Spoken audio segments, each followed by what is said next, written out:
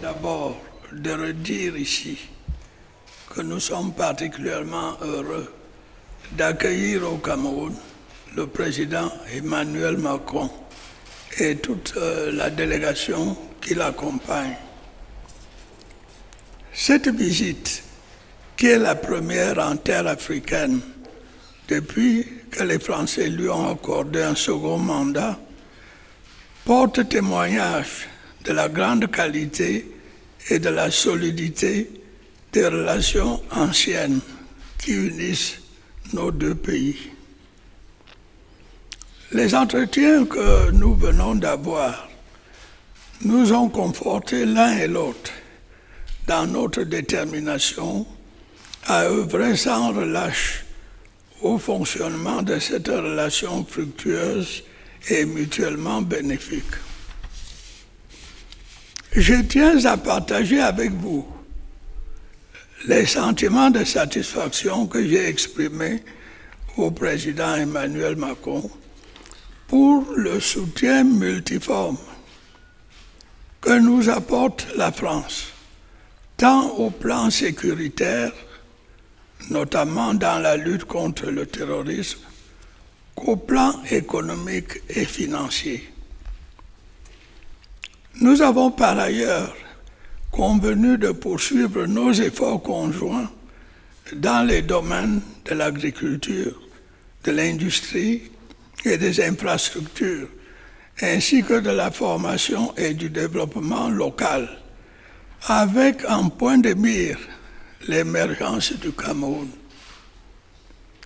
Nos entretiens de ce jour nous ont permis, comme les précédents, de faire un tour d'horizon de l'actualité nationale dans nos deux pays, ainsi que de la situation internationale. Nous avons notamment évoqué les menaces à la sécurité dans notre sous-région et notre continent, et les voies et moyens d'y faire face. Nous nous sommes également penchés sur la crise énergétique, les perturbations du marché mondial des céréales et l'inflation généralisée. Ce sont des défis globaux qui appellent une riposte globale.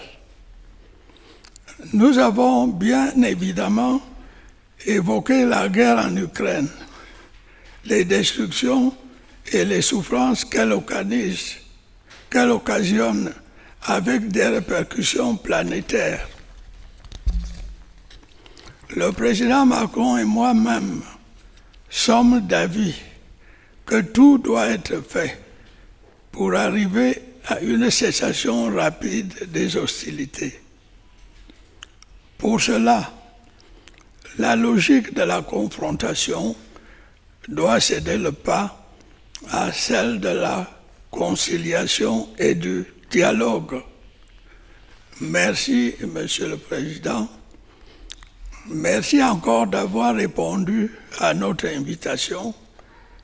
Merci pour votre engagement à nos côtés. De votre aimable attention.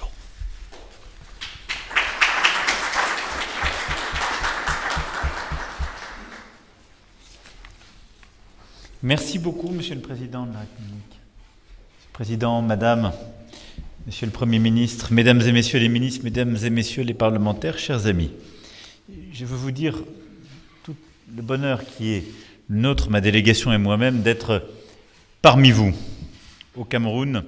Et je tenais à vous remercier pour l'accueil que vous nous avez réservé.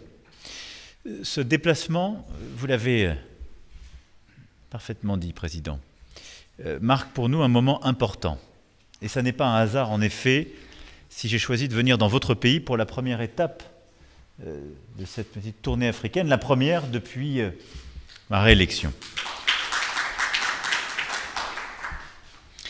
D'abord, du fait de la profondeur de la relation franco-camerounaise et du caractère exceptionnel de l'amitié entre nos deux pays. Ensuite, parce que le Cameroun est un partenaire stratégique en Afrique centrale, région avec laquelle je souhaite justement consacrer plus de temps lors de ce second quinquennat. Enfin, parce que, je dois le dire, je suis très admiratif de la jeunesse camerounaise.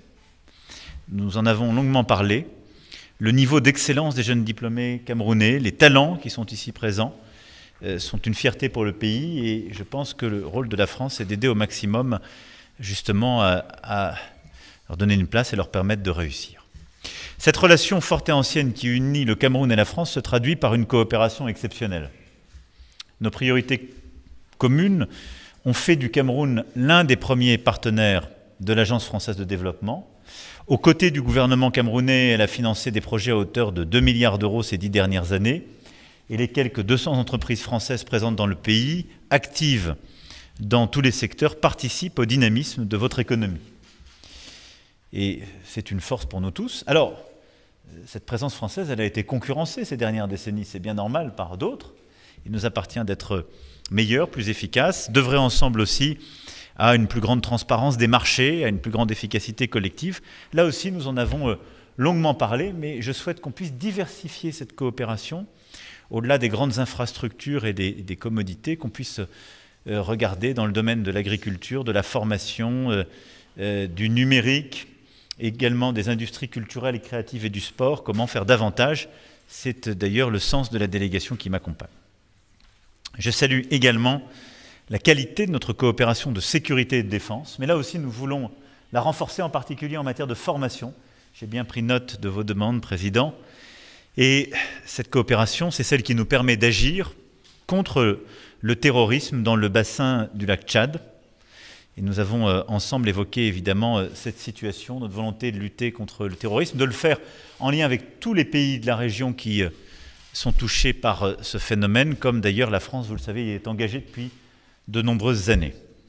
Nous avons également ensemble évoqué la situation de plusieurs pays de la région, notamment la République centrafricaine, et de notre préoccupation commune à l'égard des ingérences qui s'y font jour.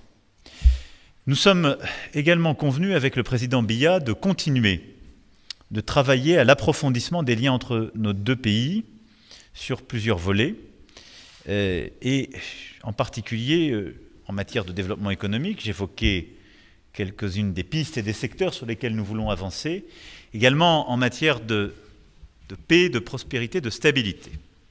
À cet égard, conformément à nos engagements, je tiens à renouveler, et nous en avons là aussi longuement parlé, le soutien de la France au processus de décentralisation.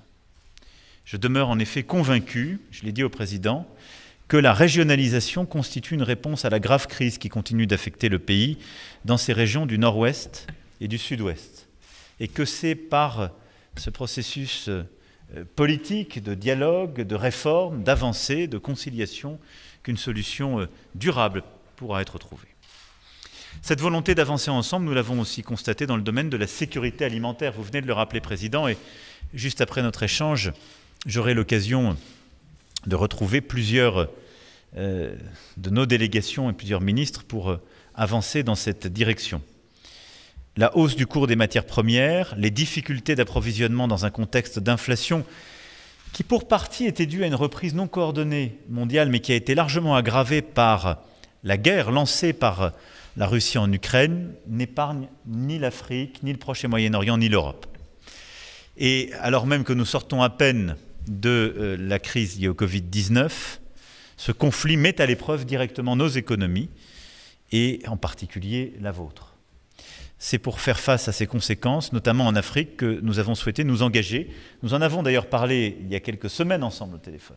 Mais dès le mois de mars, nous nous sommes engagés pour cette initiative dite FARM, qui vise d'une part à aider à faire circuler les denrées alimentaires afin d'éviter que cette crise ne les touche et ne bloque la circulation et ne crée des situations de surstockage, mais permettre surtout de produire davantage dans les pays qui en ont besoin, en particulier les pays africains. Nous nous retrouverons tout à l'heure, c'est un objectif de formation, c'est un objectif de production accrue sur le plan agricole, c'est un objectif pour bâtir et évidemment une plus grande autonomie africaine en matière d'engrais et de production renforcée. C'est un partenariat public-privé que nous voulons ainsi établir. L'investissement de la France dans le secteur agricole au Cameroun est évidemment ancien, mais c'est une manière là de lui donner un nouveau jour, de le renforcer et de permettre de régler la crise qui est la nôtre, comme vous l'avez un instant dit, Président, par de la coopération. Coopération entre nos deux pays, coopération entre nos académiques, nos systèmes de formation, coopération entre nos systèmes publics et privés. Ce déplacement est également l'occasion pour moi de maintenir la dynamique créée par le nouveau sommet Afrique-France de Montpellier. En octobre dernier, en effet, j'avais été frappé par la vitalité, la vivacité des représentants de la société civile camerounaise qui avaient fait le déplacement. C'est pourquoi, en fin de journée, je me rendrai au village Club Noah pour écouter, échanger avec les nouvelles générations camerounaises et françaises sur la politique française en Afrique et la relation entre nos deux pays et nos jeunesses. Nous parlerons des enjeux de participation citoyenne, démocratie, de développement durable, de patrimoine, de sport, de culture, des enjeux qui nous concernent tous, pour nous aider à mieux bâtir encore et renforcer le partenariat qui est le nôtre. Voilà en quelques mots le sens de la visite qui est la mienne et une partie de ce que nous avons échangé avec le Président à l'instant. Nous avons couvert beaucoup de sujets sur le plan bilatéral, sur le plan de la sécurité régionale, de la coopération régionale. Nous avons fait à peu près le tour du monde, mais sur chacun de ces points, nous avons défini un agenda précis avec des points de rendez-vous qui seront réguliers. En tout cas, je veux ici que vous tous puissiez n'avoir aucun doute sur la volonté de la France et ma détermination à travailler avec vous dans la direction que je viens d'évoquer. Je vous remercie.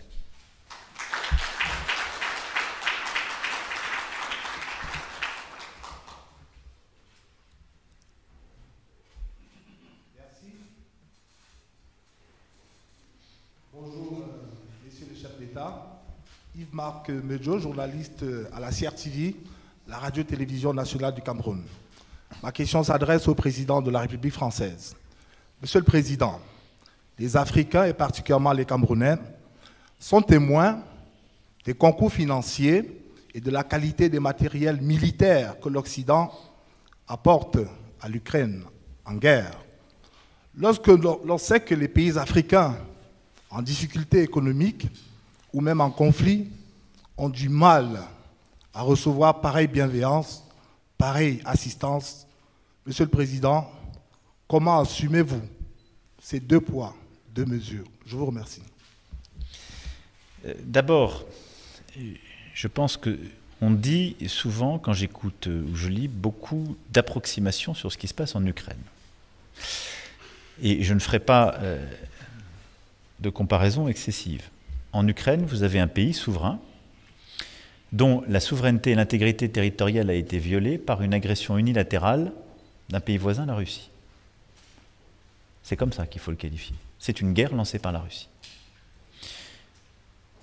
Les règles qui sont les nôtres, la Charte des Nations Unies, les textes que nous avons signés, que la Russie d'ailleurs a également signés en tant que membre de l'OSCE, font qu'elle a violé à peu près tous ses engagements internationaux.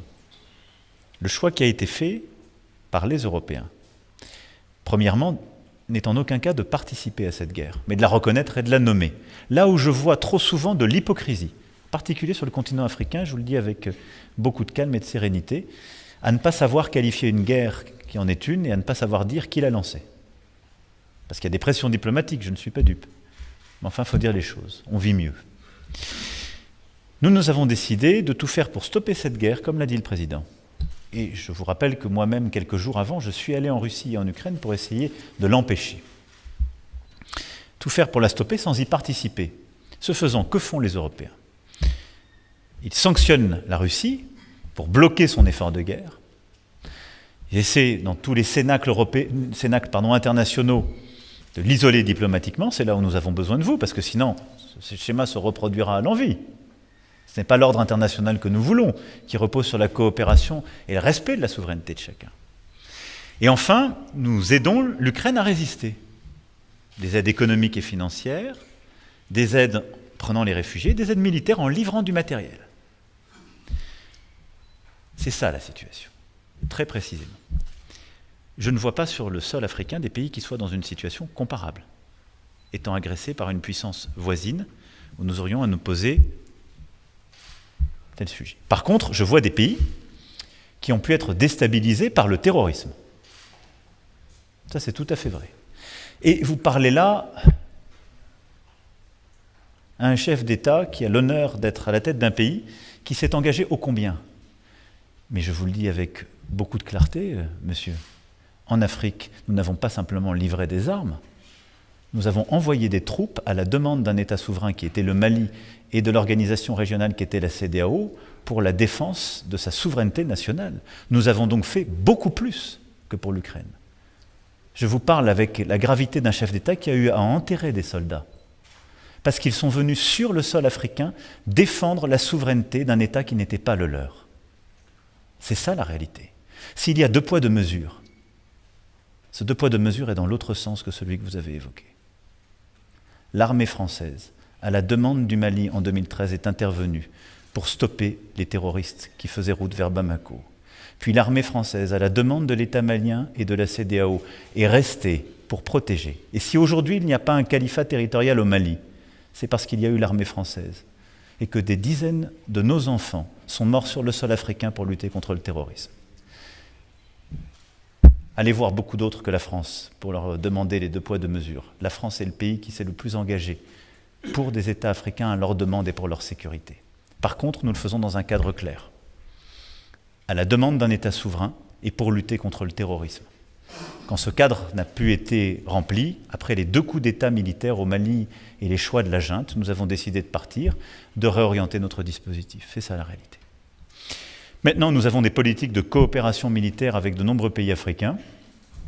Le Cameroun en fait partie, qui passent par des livraisons, de la formation, du partenariat. Et c'est sur cette route que nous continuerons d'avancer, de consolider le lien qui est le nôtre, sur le plan militaire. Voilà. Je ne peux pas être plus exhaustif et précis pour faire la différence entre des situations que vous avez évoquées et rappeler la réalité de l'implication de la France. Monsieur le Président Paul Biya, bonjour et merci de nous recevoir. Amélie Tullet de Radio France Internationale, France Média Monde. Est-ce que vous m'entendez correctement? Espérez-vous, puisqu'on parle d'avenir, espérez-vous briguer un nouveau mandat en 2025 ou souhaitez-vous qu'une nouvelle génération porte les couleurs du RDPC à la prochaine présidentielle? Je peux répéter ma question, si vous voulez. Bon, je vous remercie. Pardon, excusez-moi. Amélie Tullet de RFI, Radio France Internationale. Là, c'est bon? Ma question, espérez-vous briguer un nouveau mandat en 2025 ou souhaitez-vous qu'une nouvelle génération représente le RDPC à la prochaine présidentielle? Vous ne m'entendez pas. Madame demande si en fait, tu veux briguer un nouveau mandat en 2025 pour le compte du parti. Je suis votre ambassadeur. Je vous remercie, madame. Comme vous savez, le Cameroun est dirigé conformément à sa constitution. D'après cette constitution, le mandat que je mène a une durée de 7 ans. Alors, essayez de faire la soustraction. 7 moins 4 ou 3, et vous saurez combien de temps il me reste à diriger le pays. Mais autrement, ça sera sûr. Quand ce mandat arrivera à expiration, vous serez informé sur le point de savoir si je reste ou si je m'en vais au village.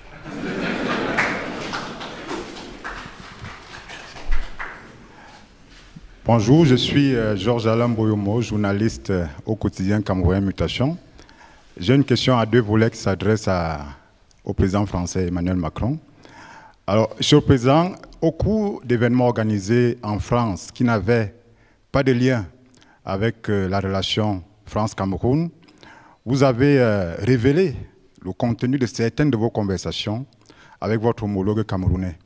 Est-ce que vous pensez que c'est la meilleure manière de donner votre opinion sur les droits de l'homme et la démocratie au Cameroun?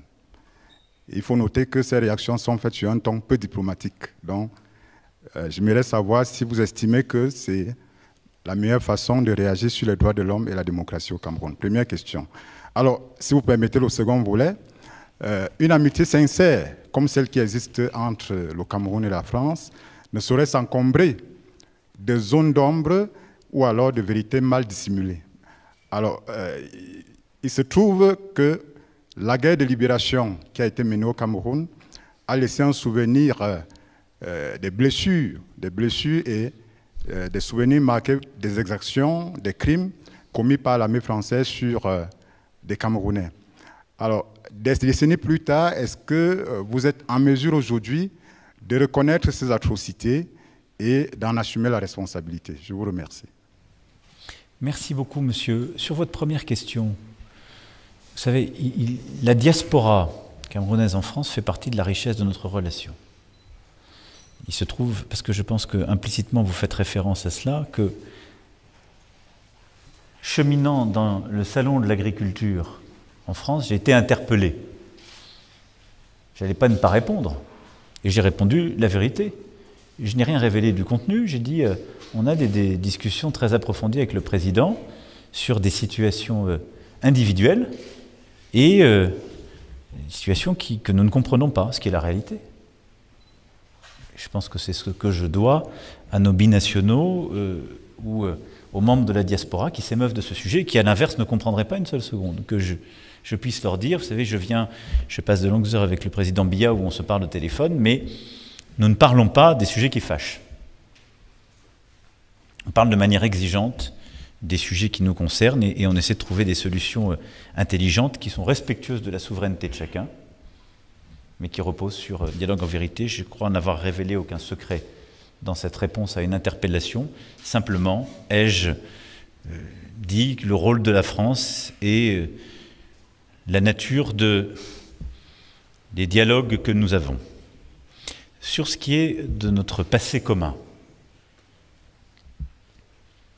nous avons ce passé, il a des pages glorieuses, heureuses, de construction commune, il a contribué à lier tant de destins, c'est une chance, mais il a eu aussi des moments douloureux, tragiques. Des historiens se sont penchés sur ce passé. Ils nous disent qu'un conflit a eu lieu, le mot guerre est employé, c'est aux historiens de faire la lumière sur le passé, et il faut continuer à écrire précisément cette histoire et essayer de l'écrire ensemble. C'est pourquoi ce que je souhaite, c'est que nous puissions avoir et lancer ensemble un travail conjoint d'historiens camerounais et français qui pourront ainsi avoir accès à la totalité de nos archives.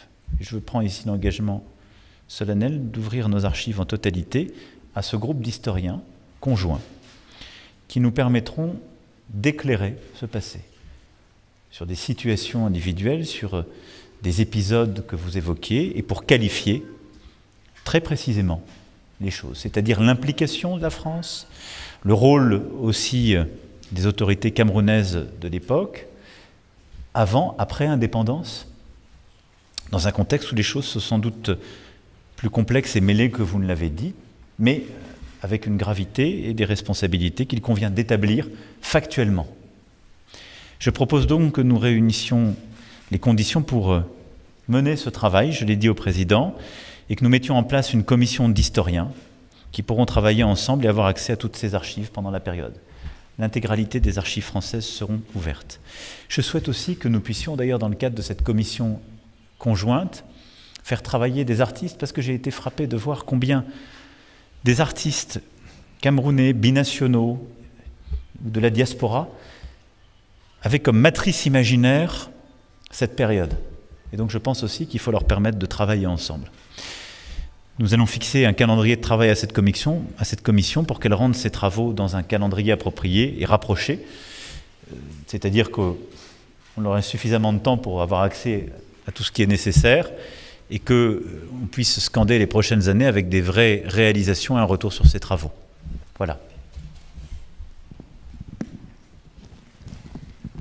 Bonjour, Christelle Méral, France Télévisions. Monsieur le Président Biya, le Cameroun a noué un partenariat de défense avec la Russie. Alors, est-ce que la guerre en Ukraine a des conséquences très concrètes pour les Camerounais aujourd'hui? Est-ce que vous condamnez l'intervention russe en Ukraine? Et puis une question au président Macron, l'offensive russe en Afrique est-elle une menace et comptez-vous y faire face? Et puis un volet économique, si vous voulez bien. Sur le plan économique, monsieur le président Biya, les entreprises françaises représentaient 40% de l'économie du Cameroun, voilà une trentaine d'années. Aujourd'hui, seulement 10%. Êtes-vous favorable à ce que la France retrouve une plus large part? Et monsieur le président Macron, comment comptez-vous réveiller les relations économiques entre les deux pays? Merci. Madame, malheureusement, je n'ai pas bien saisi la question. Quelqu'un voudrait-il la répéter à mon intention? En parlant proche du micro. Le Cameroun a donc a signé un partenariat de défense avec la Russie. Et nous aimerions savoir si la guerre en Ukraine, elle a aujourd'hui des conséquences concrètes dans le quotidien des Camerounais, par exemple par rapport au prix des céréales. Et nous aimerions savoir aussi si vous condamnez l'intervention russe en Ukraine.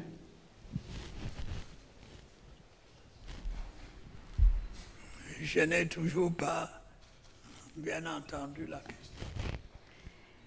Est-ce que la guerre en Ukraine a des conséquences concrètes aujourd'hui dans le quotidien des Camerounais par rapport à la flambée? Deux questions. La première, c'est la nature les accords signés, l'accord militaire signé avec la Russie. Et la question est de savoir ensuite si le Cameroun condamne la guerre en Ukraine. Et votre deuxième question, c'était quoi? C'était sur la flambée, les conséquences, oui, sur les entreprises. Donc ça, c'est en fait, il y a trois questions. Parce que madame est la combine, donc on a plusieurs questions chacun. Donc, tu as une question sur l'accord, le partenariat militaire entre la Russie et le Cameroun. Est-ce que le Cameroun condamne la guerre? La conséquence de la flambée des prix sur la population camerounaise. Et il y avait une autre question sur la baisse de la présence française au Cameroun liée au fait que les contrats et les entreprises françaises représentaient 40% et sont passées à 10% ces dernières années. Voilà. Merci, Monsieur le Président.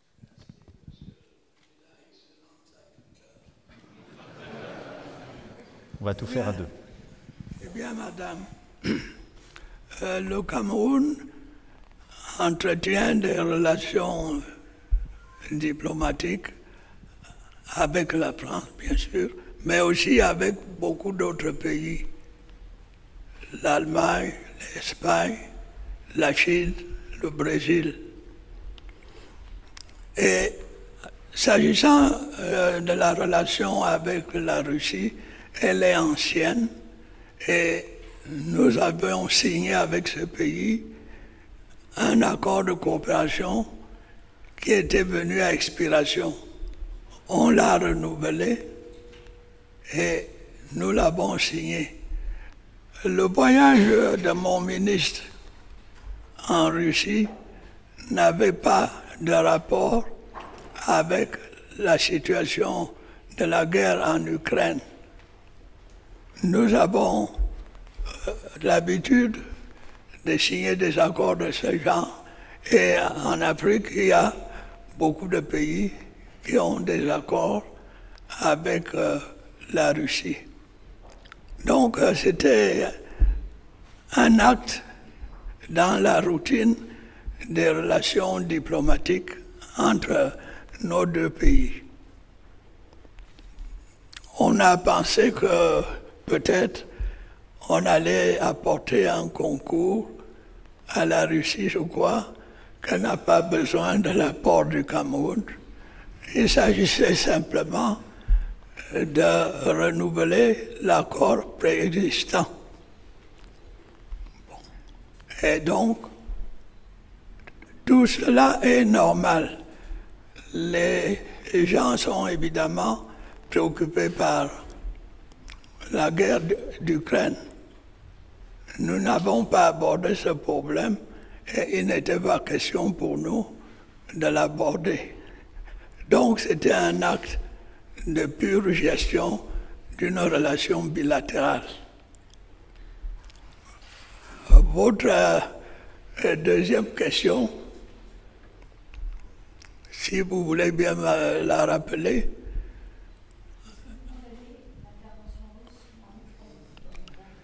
Évidemment, le Cameroun commence à subir les effets de cette guerre. Il y a cette inflation galopante qui arrive, il y a les difficultés de transport, il y a l'anxiété des gens. On ne sait pas de quoi demain sera fait. Le Cameroun fera ce qui est en son pouvoir pour hâter la fin de ce conflit et qu'on en vienne à la négociation et au retour de la paix. Je crois que j'ai répondu à votre attente. Merci. Sur les deux questions que vous m'avez posées, la première, je distinguerai deux présences russes en Afrique. Il y a une diplomatie russe depuis des décennies, qui d'ailleurs est reflétée par ce que le président vient de dire. Celle d'une grande puissance politique et militaire qui a développé des relations avec tous les pays dans le cadre du concert normal des nations et qui a historiquement eu des relations économiques, souvent militaires, avec plusieurs pays d'Afrique. Là, il n'appartient à personne de dire que ceci est bien ou mal. C'est une relation diplomatique comme chacun. Mais je crois que nous serions naïfs de ne pas nommer ce qui s'est développé ces dernières années, qui est ce que j'appellerais une présence hybride de la Russie sur le continent africain, qui passe d'abord par du développement de la propagande, qui passe par des médias télévisés.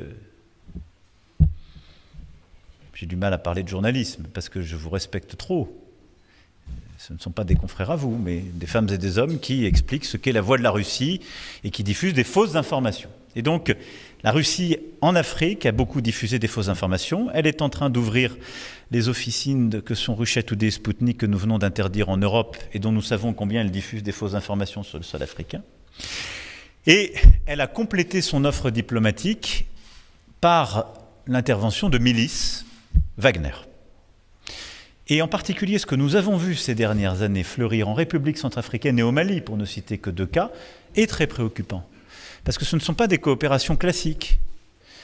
À ce moment-là, c'est la Russie qui décide, par le truchement de milices, de venir en soutien soit à des pouvoirs politiques affaiblis, qui décident de ne pas gérer leurs problèmes de manière politique, mais de les militariser, soit à des juntes militaires qui n'ont aucune légitimité politique, pour leur dire « nous vous apportons sécurité et protection à vous, pas à votre peuple, à vous », en échange d'une influence russe et d'une captation des matières premières, avec souvent des exactions qui sont d'ailleurs documentées par la Commission des droits de l'homme des Nations Unies et toutes les missions qui s'y déploient. C'est ça ce qui se passe. Et donc, cette présence russe, hybride, qui passe par la désinformation, par les milices, par, du coup, de nouvelles formes que j'ai du mal à qualifier de coopération, mais donc de complicité avec des pouvoirs politiques affaiblis, voire totalement illégitimes quand ce sont des juntes militaires, est une préoccupation. Et je pense que c'est d'abord une préoccupation pour le continent africain. Et donc la France, en tant qu'amie de l'Afrique, fera tout pour que, d'abord, il y ait une liberté offerte à tous les pays d'avoir tous les liens diplomatiques et de défendre l'intérêt de leur peuple. C'est la base de ce que nous faisons les uns et les autres pour nous-mêmes. Mais à ce que ce schéma ne se diffuse pas trop, parce que je ne pense pas qu'il soit bon. Je pense surtout qu'il n'est pas bon pour les peuples. Et c'est ce qui semble se vérifier, et en République centrafricaine et au Mali.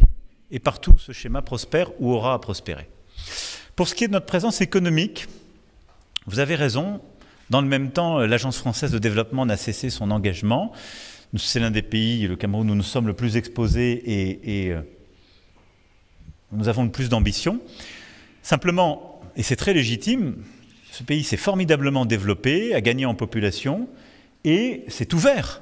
Et donc, d'autres pays, d'autres entreprises sont venus sur ce théâtre pour proposer. Et donc, c'est que nous avons été moins bons que d'autres si nous n'avons pas obtenu les marchés. Donc ça, c'est la première chose. Il y a une concurrence accrue. Et c'est très bien. Il n'y a pas de chasse gardée. Deuxième chose, nous avons dans certains secteurs défendu des positions, mais je souhaite qu'on puisse avancer ensemble sur deux éléments qui me semblent clés, à la fois pour que ce soit un partenariat gagnant-gagnant, comme on dit, c'est-à-dire que ce soit bon pour le Cameroun, sa population, et pour la France et ses entreprises. La première chose, c'est qu'on œuvre ensemble aux bonnes réformes de gouvernance pour que tous ces contrats soient faits dans la transparence et qu'on ait une lutte efficace contre la corruption partout. Parce que je pense que c'est bon la concurrence, c'est moins bon quand ça n'est pas la qualité de l'offre qui gagne, mais qu'il y a des choses qui se passent à côté. On a tous connu ça. La deuxième chose, c'est qu'on puisse diversifier notre offre. Et donc que nous puissions être plus présents, encore qu'on l'est sur l'agriculture, où on a une présence historique, mais je souhaite qu'on fasse plus parce que c'est un des enjeux clés, qu'on soit plus présent sur les industries culturelles et créatives, le sport, le numérique, l'entrepreneuriat. Et je pense qu'il y a un énorme défi au Cameroun, mais comme partout en Afrique, qui est de réussir à sortir une grande partie de l'économie, et en particulier de l'économie qui est dans la main, si je puis dire, des femmes, et la faire sortir de l'informel pour lui permettre de rentrer dans l'économie formelle. Pour ça, il faut avoir des partenariats avec des PME, savoir structurer des financements et des petits tickets et réussir à faire ce développement. Voilà quelques-uns des sujets sur lesquels je veux qu'on puisse réinvestir la relation pour lui donner un nouveau tour, pas simplement quantitatif, mais aussi qualitatif et de confiance.